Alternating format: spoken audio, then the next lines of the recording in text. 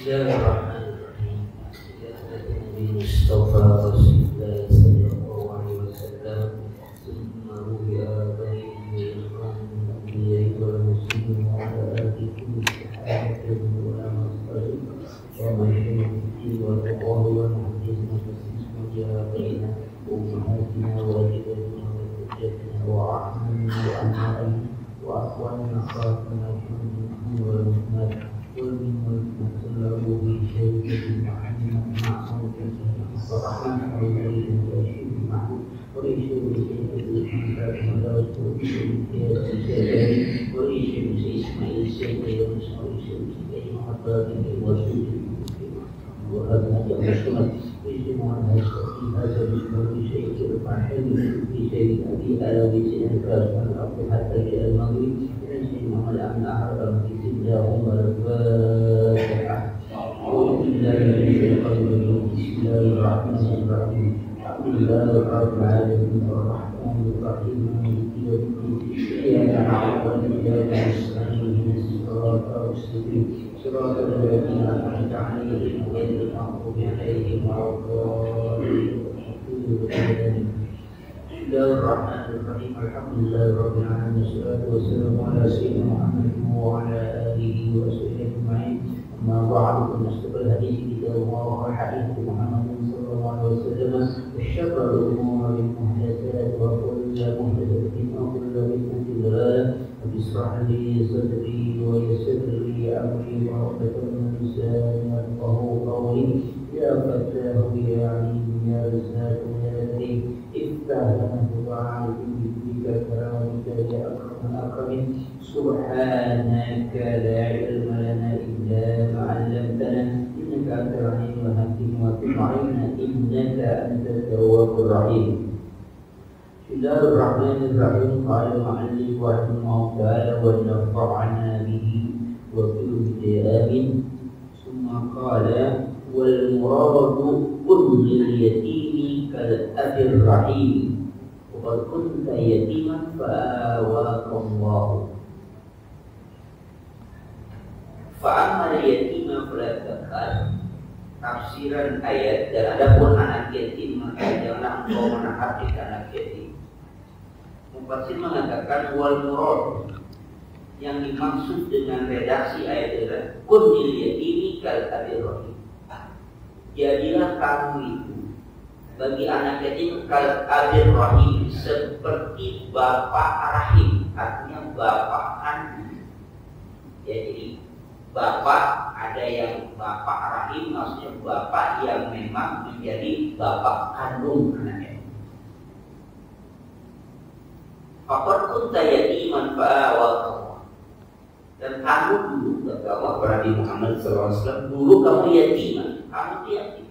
Fa'awaka, maka Allah melindungi, menaungi kamu. Jadi sekarang saatnya kamu berlaku kepada anak yatim seperti bapak rahim. Bapak rahim maksudnya kan bapak ada, bapak dalam pengertian kayak bapak abul ilm, ya itu biasanya adalah ibu, itu juga seperti bapak ini. Ada yang namanya bapak asuh gitu kan, atau kalau kita bisa bapak angkat. Tapi ketika anak yatim Rasulullah diberitakan seperti abul rahim. Maka ketika Rasulullah SAW bersabdakan ana wa kafil yatimi tahadaini fil jannah, aku seperti ini nanti dan yang mengasuh anak yatim. Kafil itu adalah orang yang mengayomi, bukan orang yang hanya menyantuni hanya pada 10 Muharram. Itu bukan kafil. Maka mempunyai fadilah yang sangat luar biasa. Kafil itu orang yang memenuhi kebutuhan anak yatim. Kebutuhan apa? Kebutuhan kesehariannya. Sandang, pangan, papan yang dia penuhi, maka namanya kafil. Sampai kapan itu dipenuhi? Dalam riwayat sampai usia balik. Kalau sudah balik, udah nggak yatim lagi. Kalau udah balik masih yatim, banyak yatim kita di sini. Yatim piatu marah, ya. Jadi sampai balik. Nah setelah balik diharapkan anak yatim itu sudah mandiri, sudah bisa memenuhi kebutuhannya sendiri, bahkan dia diharapkan juga mengayomi yang di bawahnya.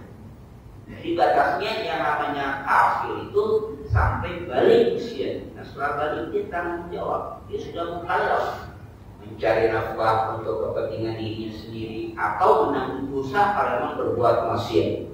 Tapi ketika anak itu masih anak bukan walad yatim, maka itu tanggung jawab kita bersama. Maka kata-katanya kal abil rahim, seperti bapak rahim, yang artinya ketika kita mengayomi anak yatim, sebagaimana kita juga mengayomi anak kita sendiri. Apalagi kalau yatimnya itu ada pada keluarga kita, perlakukan dia dalam tanda kutip sama dalam pengertian misalnya anak kita makan ayam, dia makan ayam, makan tempe, dia makan tempe. Jadi jangan anak kita makannya pakai daging sapi, dia misalnya makannya tahu, itu berarti nanti ada kecemburuan. Nah, Rasulullah SAW diperintahkan seperti ini, kata Allah, wa kunta yatiman, dulu kamu juga yatim, fa'awa Allah, kemudian kamu lindungi kamu. Nah sekarang kamu yang melindungi anak yatim dengan apa? Dengan syariat Islam. Perlindungan itu dengan syariat Islam. Artinya bagaimana anak yatim diperlakukan secara istimewa oleh agama Islam. Tapi sayangnya di negara kita atau masyarakat kita itu hanya acara seremonial yang biasanya pada 10 Muharram. Sekarang masih bulan Muharram, tapi gaungnya lebih dari 17 Agustus. Ya, itu sekarang kita sumbangan buat Muharram awal 17-an. 17-an. Ya, kan tanggal berapa? Tanggal berapa? Muharram.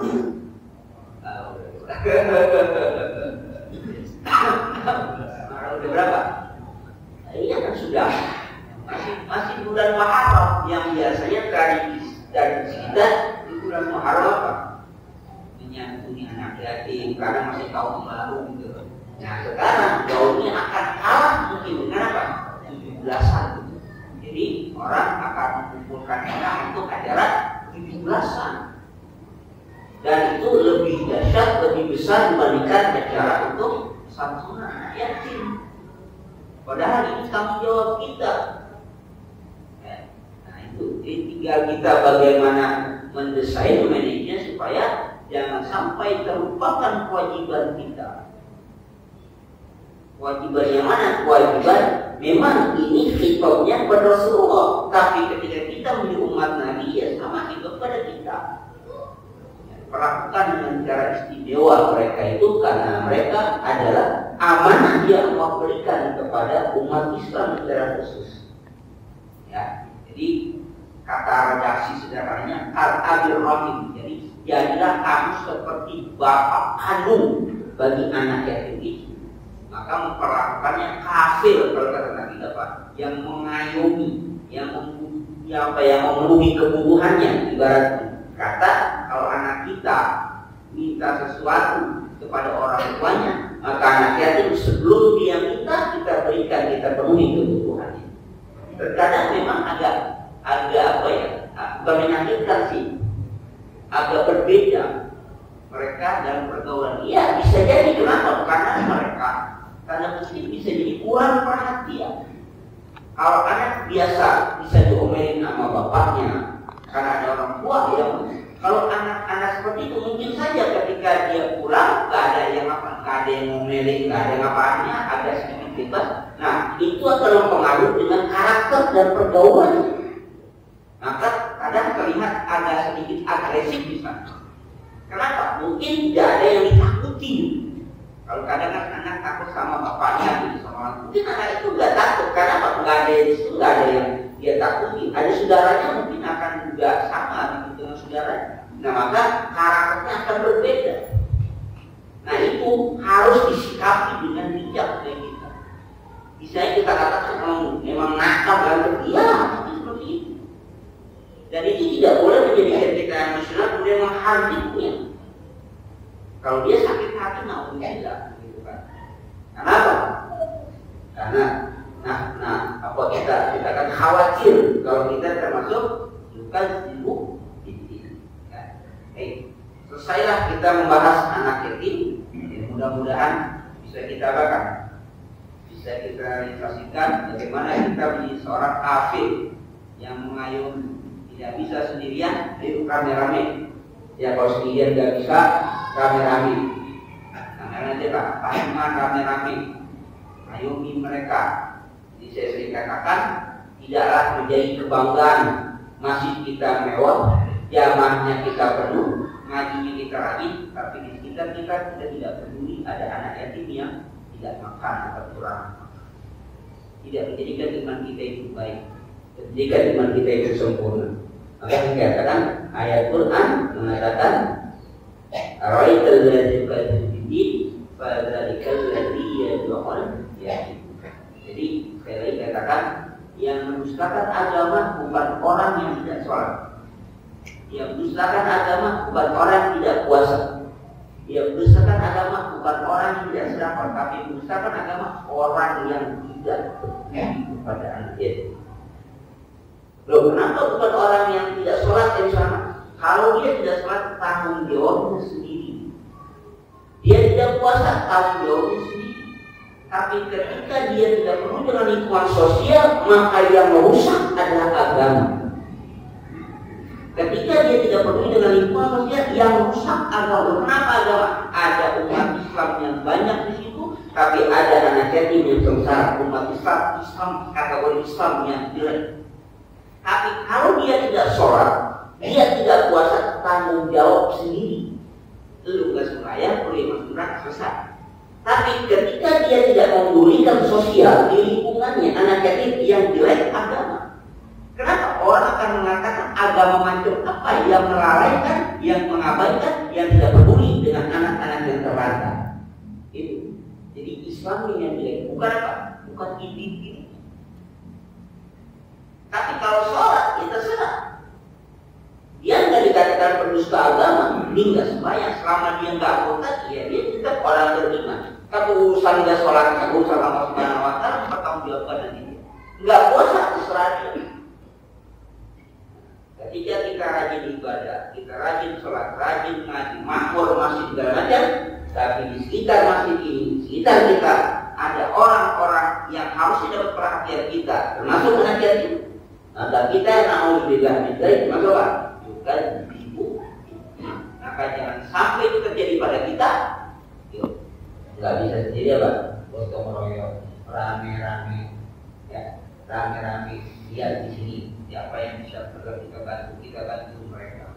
Ya, supaya jangan sampai masuk kategori apa? Bukan ibu. Ayat selanjutnya, wa ammas-sa'ila fala tanhar wa ammas-sa'il wa ammas-sa'ila mustani lilladzi yas'alu an hajatin wa faqrin fala tadhhabu idza sa'alaka wa la tubrid lahu al-qawl bal aqtahu aw raddahu raddan jamila. Wa ammas-sa'ila fala tanhar ay wa ammas-sa'ila mustajib. Artinya ada orang yang minta-minta yang didapati alladzi yas'alu an hajatin wa faqrin. Dia meminta-minta an hajatin wa faqrin karena butuh dan kefakiran. Ya, kalau dalam terminologi bahasa itu ada fakir, ada miskin. Yang beda-beda, ada fakir, ada miskin. Bahkan ada akil nanti itu lebih parah lagi. Apa bedanya miskin dengan fakir? Kalau ulama fikih mengatakan kalau fakir itu ketika dia butuh sehari misalnya, kalau miskin dia butuh sehari misalnya butuhnya 100.000, mungkin dia bisa memenuhi hanya 70.000 atau 50.000, itu namanya miskin. Tapi kalau fakir lebih dari itu, butuhnya 100.000, mungkin sehari bisa hanya 25.000, itu fakir. Kalau dalam terminologi fikih. Nah makanya dalam dunia kita ini masalah nggak selesai-selesai. Kenapa nggak selesai? Karena standarisasi orang miskin nggak sama. Ya, standarisasi orang miskin nggak sama. Dan mungkin saja standarisasinya nggak dilihat realitanya, yang dilihat hanya catatannya. Contohnya orang antri ngambil sumbangan, orang antri ngambil untuk antrian kayak takut begitu, ternyata punya motor, HP-nya mahal, pakai emas, pulang barang, tapi masih apa? Minta ngaku orang miskin, antri gitu kan. Padahal yang lagi letak banyak, ternyata ada bantuan, tapi motornya bagus, HP-nya mahal, pakai gelang emas, tapi masih didapat. Masih orang sekarang itu yang namanya miskin berbanggaan. Kalau orang dulu miskin malu, orang miskin bangga, bahkan kita didaftarkan sebagai orang miskin. Selama ada yang masih saya ambil. Jadi mentalnya mental minta. Ini akan sangat berbahaya bagi generasi kita. Apa bahayanya? Kalau ini memang sudah terstruktur, nanti ketika ada event pemilu pilkada segala macam, maka prinsipnya siapa yang ngasih duit yang pilih. Nggak penting programnya apa, nggak penting baik atau buruk, yang penting bisa ngasih duit. Orang kenapa panitiro itu berbahaya. Kenapa? Bukan berbahaya karena pilihannya, tapi yang namanya negara belum tentu selamanya punya duit. Bukan masalah dipilih siapanya, tapi yang namanya negara tidak selamanya punya. Maka anak yang terdidik yang selalu minta sama orang tua, ketika orang tua yang tidak bisa mandiri, akhirnya apa yang menghabiskan harta orang tua. Yang namanya harta sebanyak apapun lama-lama akan habis kalau dia dikembangkan. Nah ketika orang tua yang tidak ada dan uangnya gak berkembang, walaupun hartanya banyak habis juga. Akhirnya apa? Air jadi orang yang dosa yang minta kepada manusia. Makanya antum apa? Seorang sahabat dilarang oleh Rasulullah ketika ingin menzakatkan, mewasiatkan, mensedekahkan hartanya sampai semuanya nggak boleh, 1/2-nya nggak boleh, sampai 1/3 baru apa? Baru dia dibolehkan untuk berwasiat. 1/3 dari seluruh hartanya untuk diwasiatkan, disedekahkan. Kenapa? Karena engkau meninggalkan ahli waris itu agniya khairun, antara warisan ke agniya khairun. Engkau tinggalkan anak kamu itu, keluarga kamu, ahli waris kamu dalam keadaan kaya, khairun, lebih baik daripada meninggalkan mereka dalam keadaan miskin. Dia tak penas. Nanti mereka akan minta-minta pada orang. Jangan seperti itu. Maka dikatakan yang minta-minta itu anak hajat itu fakir. Dia minta karena hajat dan butuh, bukan karena profesi. Sekarang kan hitung-hitungan profesi. Jadi pegawai sebulan berapa duit? Ada 5 juta. Ketika jadi pengemis, sehari sekian, itu pengemis pendapatan lebih banyak, lebih besar daripada gaji PNS. Pengemis ketangkep, ternyata di kaki itu ada duit. Ya Allah, ada harusnya ada yang punya bapak punya perhiasan mewah. Dia memang sudah diprediksi kalau minta satu orang ngasih sekarang lah gitu, mungkin tidak ada lagi orang ngasih 100 perak, 1.000 rupiah. Itu di lampu merah satu mobil bisa, taruhlah misalnya payung-payungnya dalam satu berapa jam itu pagi itu 10 mobil 1 jam, misalnya 10 jam 10.000, kalau 10.000 2 jam. Ada yang menghitung pendapatan itu sehari bisa 150.000 sehari pendapatan. Ada yang mengatakan bersihnya 150.000 bersihnya untuk bermakan segala macam. Kalau sehari 150.000, sebulan berapa? 4 juta lebih, 4 juta setengah. Itu gaji PNS golongan 3D itu. Itu pun kena pajak. Enggak. Ini murni nggak kena pajak. Itu Pak Tigasnya itu kena pajak, dipotong pajak, udah dipotong zakat, pajak profesi segala macam. Nah ini murni Pak Tigasnya itu murni, dia pegang sendiri. Dan itu nggak susah-susah gitu. Makanya mendingan gue jadi ekonomi. Nah, maka jadi semangat kita dia minta kita nggak kasih nanti masalahnya kita kena. Ya. Karena kalau kita tradisikan itu sama saja kita mentradisikan membiasakan mereka untuk mentalitas kita. Tapi masalahnya kata fakir bahagian itu susah gitu. Orang kita itu karena butuh, maka Nabi sering mengatakan bahwa minta-minta itu hukumnya haram. Minta-minta itu hukumnya haram. Kecuali ada dua orang ahli, dua orang yang tahu tentang bukan minta-minta.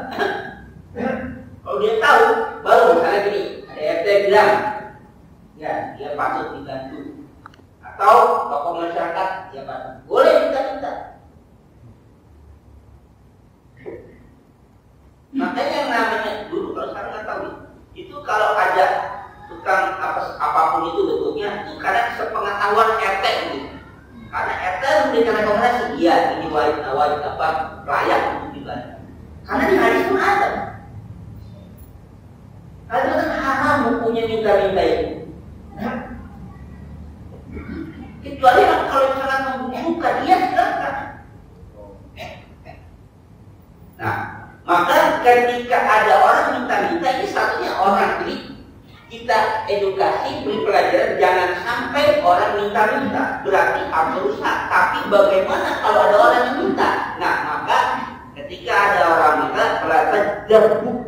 Jangan kamu habis, jangan kamu bentak, jangan kamu omelin. Tidak salahkan kalau dia minta, wala tulis, jangan kau, jangan ngomongnya kasar. Kalau bisa kasih, atau tolak, tapi raddan jamilan, tolaknya dengan cara apa? Yang lembut. Maka kata kalau ada raddan miskin, birizkin walidi. Ya, tolakkan dengan cara yang benar. Memang si manakah nggak susah kita. Tapi kalau kita memberikan pada orang yang minta, maka hak orang yang minta untuk diberi.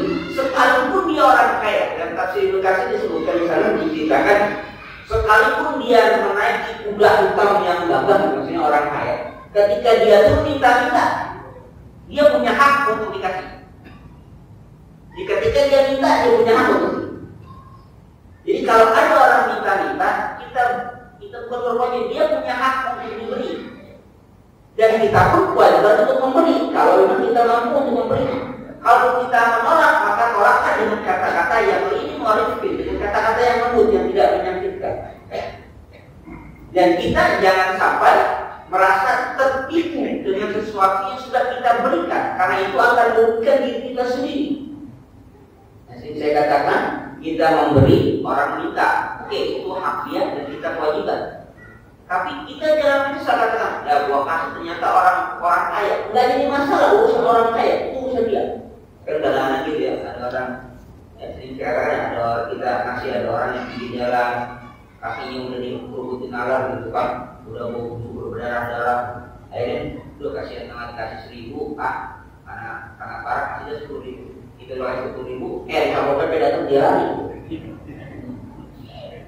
Dia lari. Kata dia, wah, gue dibohongin ini. Gak usah itu, gak usah kita lagi. Kalau kita kata, wah ditipu. Kalau kita kata kita ditipu, maka rugi 2 kali kita. Apa ruginya? Pertama kita rugi duit kita hilang, yang kedua ruginya dalam akhirat. Rugi kedua ya, rugi yang pertama duit kita hilang, artinya 10.000 ya udah selesai. Yang kedua nggak dapat apa-apa 10.000. Tapi kalau kita sudah itu urusan dia. Dia minta kita kasih, mau dia apapun yang tadi itu urusan dia. Jadi ada di hadis ada yang mengatakan, diceritakan ada seorang yang memberikan sedekah, ternyata sedekah diberikan kepada berzina. Alhamdulillah. Dikasih tahu yang kamu berikan kemarin itu sedekah kepada berzina. Ya, pakai kesalahan.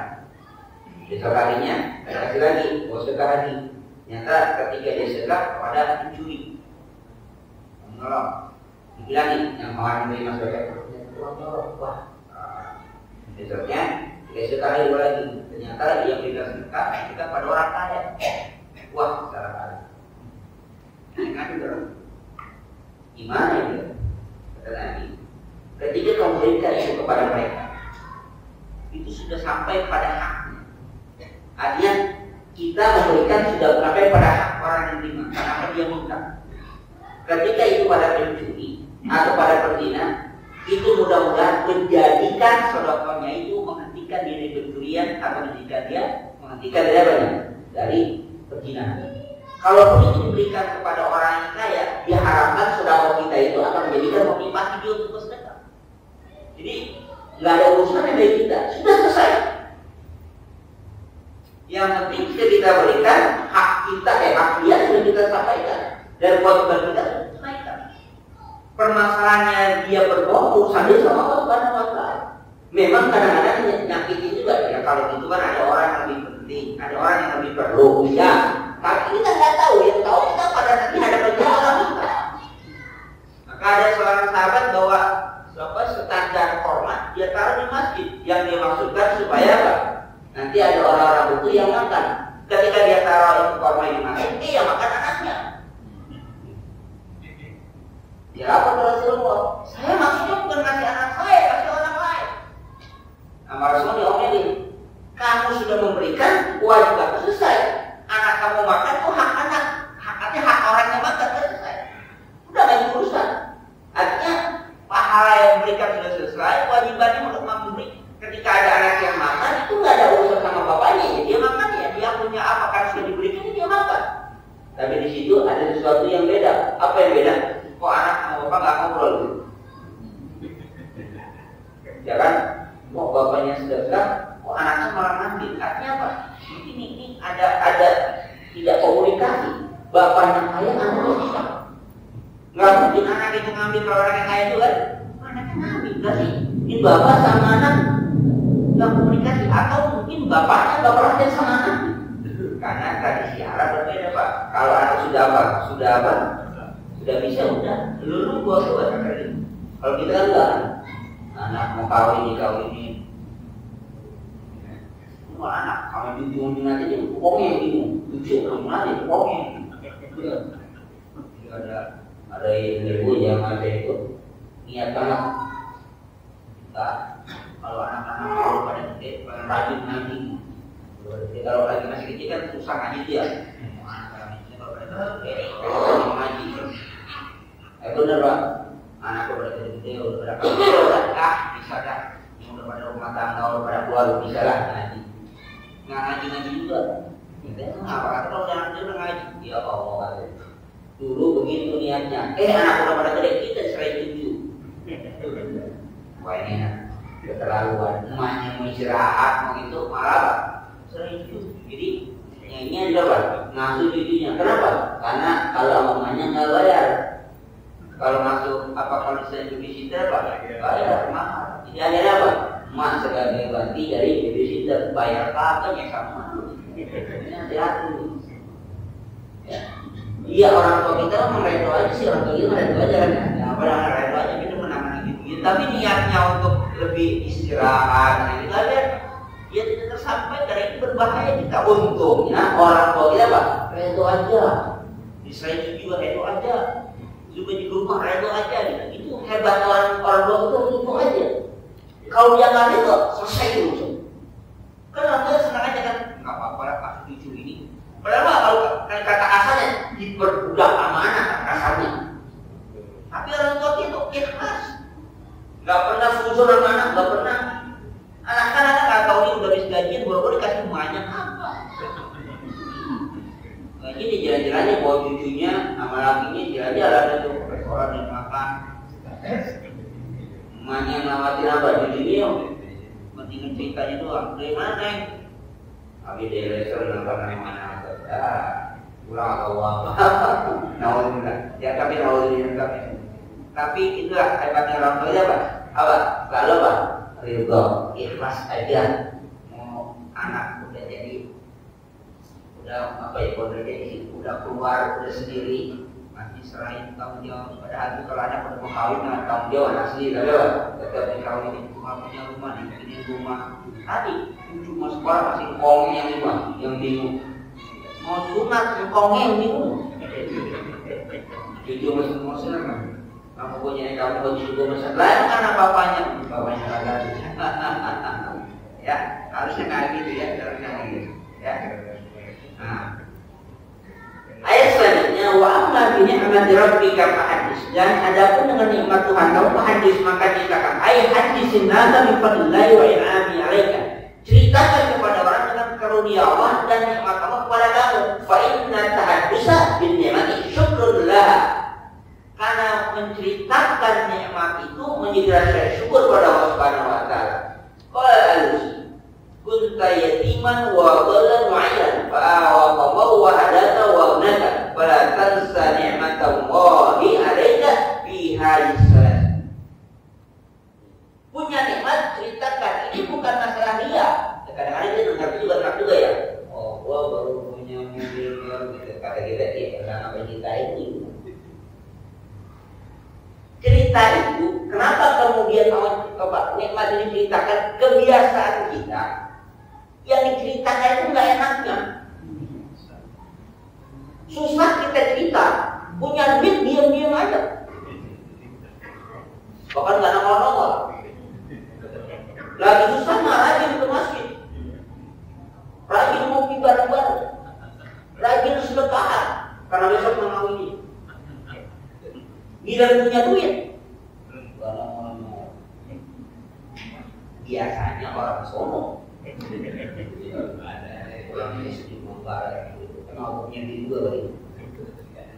Ya biasanya tuh kalau susah baru cerita, gua lagi begini, ujung-ujungnya pinjam duit. Kamu sih ujung-ujung rumah enak ada dua, keluarga lu berbuat, wow, begini. Ujung-ujungnya begini, gua lagi mending minjem duitnya dikit gede, dikasih takut bisa ganti, nggak dikasih nanti sulit. Biasanya yang diomongnya apa? Yang susah.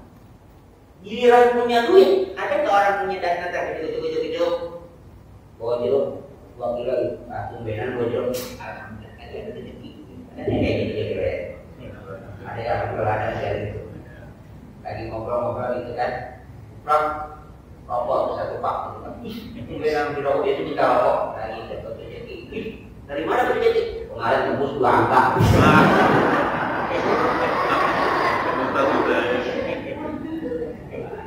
Dapat rezeki 2 angka tembus.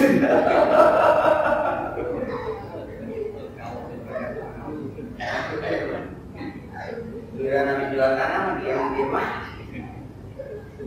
Nah maka kata Allah, fa'amma bi'ni'mati rabbika, pada situ tujuannya apa? Supaya rasa syukur. Nah rasa syukur itu bukan berarti ria pada orang, tapi orang itu bisa merasakan nikmat yang kita rasakan itu. Ya, punya mobil baru sekali-kali ada tetangga gue pernah ngajak naik mobil kali itu ya. Kadang-kadang kalau kita sih, alhamdulillah tradisi kita gitu ya, tradisi kita rata-rata ya, ada tasyakuran apa gitu ya, alhamdulillah ya, ada tasyakuran anak apa, akhiran anak, tasyakuran itu tradisi kita, alhamdulillah. Tapi tradisi yang di wilayah lain biasanya kalau punya rezeki apa, diam gitu. Nah, ketika dibicarakan bukan berarti muncul keriaan, ini bertujuan untuk satu rasa syukur nikmat yang Allah berikan, yang kedua yang orang lain bisa merasakan nikmat yang kita miliki, yang kita dapati. Tapi kalau diceritakannya sama orang yang hatinya sakit, ya jadi tambah sakit. Kalau yang ngomongnya apa? Nah, ada tanda yang udah berpuluh juga. Alhamdulillah, gua kemarin habis beli mobil udah itu kan, pulang meriang. Ngomong masa dia ngomong sama gua orang baru beli mobil kurang apa dia ngapain beli mobilnya, dia nyayat tuyul tuh apa? Jadi cerita ini harus ada timbal baliknya. Timbal maksudnya ya yang menceritakan mendapatkan kenikmatan dengan rasa syukurnya, yang dengar pun rasa senang. Kita kalau punya saudara yang nikmat, kita senang. Jangan malah jadi panasan. Alhamdulillah sekarang tidak perlu dapat, mungkin tahun depan gue yang dapat. Itu jangan. Nah itu yang kuat. Kadang-kadang kita bicara kenikmatan di masa syukur kita supaya dia pun. Kadang-kadang kan kalau hatinya nggak senang kan malah dibalikin gitu. Nanti ngomong dulu gimana nggak apa-apa kan nanti manas-manasin gua aja, manas-manasin kan. Ya kalau manas-manasin benar panas sih apa? Tapi kalau manas-manasin jadi keruan kan repot urusannya. Bangga beli mobil meriah, berapa urusannya kan? Bersyukur, alhamdulillah bisa beli mobil gitu beli tangga. Bukan berarti terpenumpang enggak lah, gitu kan? Ya itu bisa kita. Itu kalau orang tua kita dulu tuh, maaf ya, setelah anak kecil yang belum berani sunat itu sama baba mengkong itu disuruh kalau ada teman sunat suruh ngeliatin. Supaya apa? Kita lama pengen sunat, ngeliatin dulu, diliatin. Nggak sakit ya, besok mau sunat ya. Nah kita pun mungkin bisa seperti itu. Ada saudara kita yang dapat kenikmatan apa, kita rasa syukur. Misalnya mau pergi umroh, kita ada bersyukur. Ya kita berharap sekarang kira dia, insya Allah nanti dia kita. Kan itu kan banyak orang berdoa. Atau dia punya sesuatu yang baru apa, misalnya yang tadi di kendaraan baru dia bersyukur. Ya nggak apa-apa. Sekarang dia itu selalu dalam sikap kita selalu optimis dan berpikiran positif pada orang. Jadi jangan apa? Jangan pikiran pesimis dan negatif aja sama orang gitu kan. Baru punya titulan yang mudah-mudahan barang itu. Dia punya kegilaan dia, maka ketika seseorang mendoakan kebaikan pada orang lain, malaikat yang mengamininya. Ya. Malaikat yang mengamininya. Ketika kita doakan dia dengan kebaikan, maka malaikat mengamin dengan cara wa'alaika. Kita doakan supaya saudara kita itu misalnya dimudahkan urusannya. Kata malaikat, wa'alaika, kamu juga begitu. Mudah-mudahan dia sehatkan jasmaninya. Wa'alaika, kamu juga begitu. Itu malaikat yang ngaminin. Jadi sebaliknya, kalau kita doain yang jelek, kamu juga begitu. Mudah-mudahan itu mau ini hilang, kamu juga begitu. Kenapa? Dia aminin malaikat. Maka doa kita coba yang baik-baik. Maka doa yang paling mustajabah min zahfil ghaib.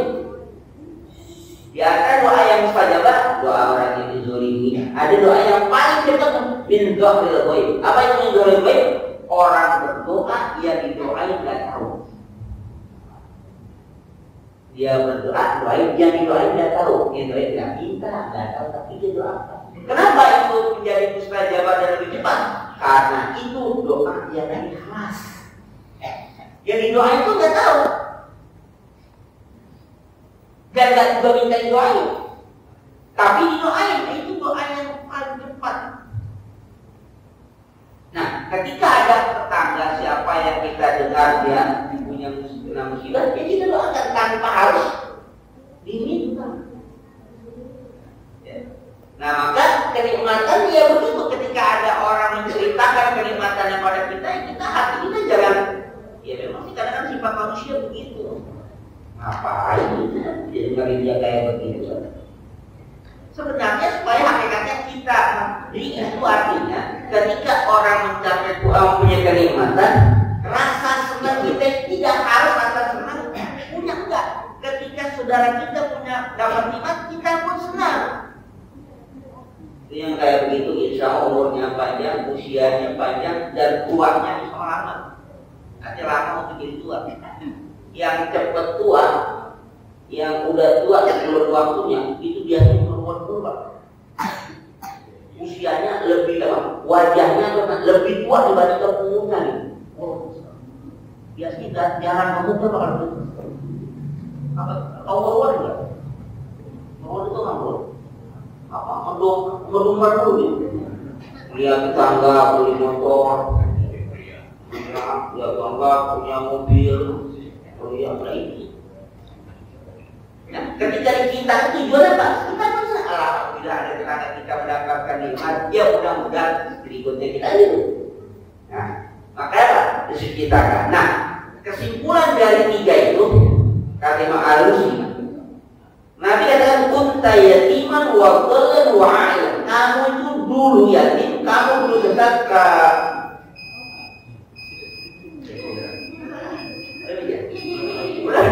nah, maka kemudian Allah lindungi, akhirnya kamu jadi anak yatim yang akhirnya sukses, jadi orang yang dapat petunjuk, jadi orang kaya. Maka pada tansa nikmat alaika, jangan kamu lupa.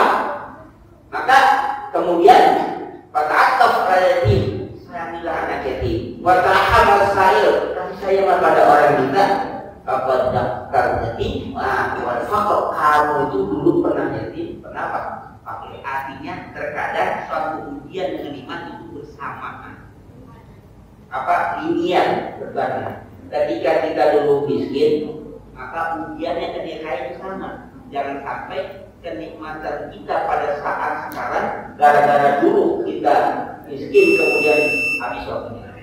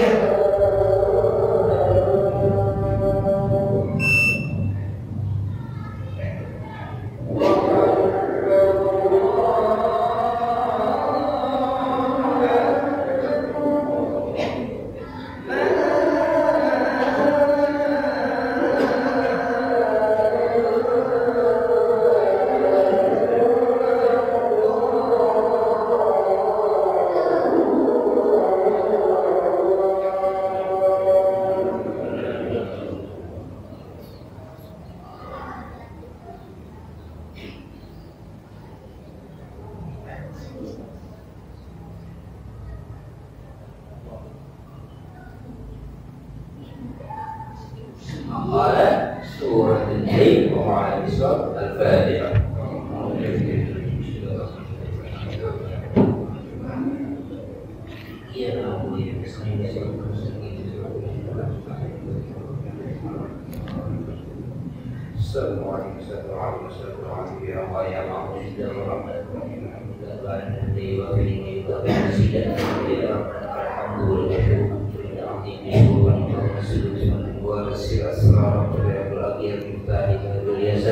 Sayyidina Muhammad Mukhtar wa la tahara asrafir a'adada Al-Mukhtar wa fa'aman lantana ma'alimna ma yanqawna wa sukma ilman yanqawna wa zidna ilma amma kulhan na'udhu billahi min anna ma'aliman nafi'ah wa fa'aman zidiyah wa balaqal wa lisan yadru wa nasan nabiyah wa kathir wa syara'ah ayban wa la kafi wa la salihah fakihan aliban aliban aliman kau melibatkan akan rahmatika rahman Allahumma haqqa bahwa anal batil wal sunnah wa man hada marhuma wa taqarrabana mimma tamasuna sabiqu lana al-wasilah wasna sunnah wasilah wa tawfana lana wasilah wasurna bi sunnati wa min syafaqaka wa ma'rifuka wa ma yuqarribu lahu bika wa man al-hubba habba ilayna min al-zaman wa taqabbal minna innaka antal alim wa innaka antat tawwabur rahim wa dunya hasanah